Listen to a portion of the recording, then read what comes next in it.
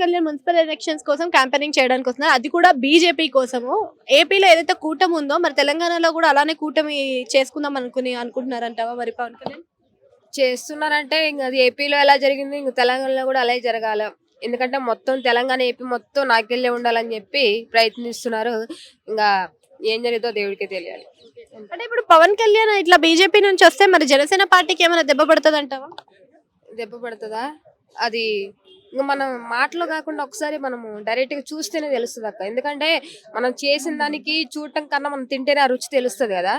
అది టైం పడుతుంది, చూస్తారు. అంటే ఏపీలో జగన్ గారితో పోటీ పడ్డప్పుడు కూటమి మొత్తం ఓడిచ్చింది జగన్ గారిని, అది అందరికీ తెలిసిన విషయం. మరి తెలంగాణలో కూడా అది ఎఫెక్ట్ పడుతదంటావా మరి? అసలు ఇవి జంటలు జంటలు ఎందుకు చేస్తున్నారో మరి నాకు ఇప్పటికీ అర్థం కాదు. బట్ థింగ్ ఏదైనా ఉంటే మనం సింగిల్ గా ఓడినా గెలిచినా మనం ఒక్కడిగా ట్రై చేస్తేనే దానికి వచ్చి కిక్కే వేరు.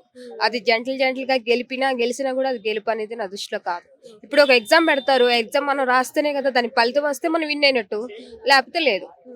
అంతే. అంటే ఇప్పుడు పవన్ కళ్యాణ్ వస్తున్నాడు అనంగానే కాంగ్రెస్ ఇంకా బీఆర్ఎస్ భయపడుతుంది అని చెప్పేసి వినిపిస్తుంది. మరి నిజంగా భయపడుతున్నారా బీఆర్ఎస్ అని ఇంకా కాంగ్రెస్ వాళ్ళు? బీఆర్ఎస్ భయపడదు. అంతే.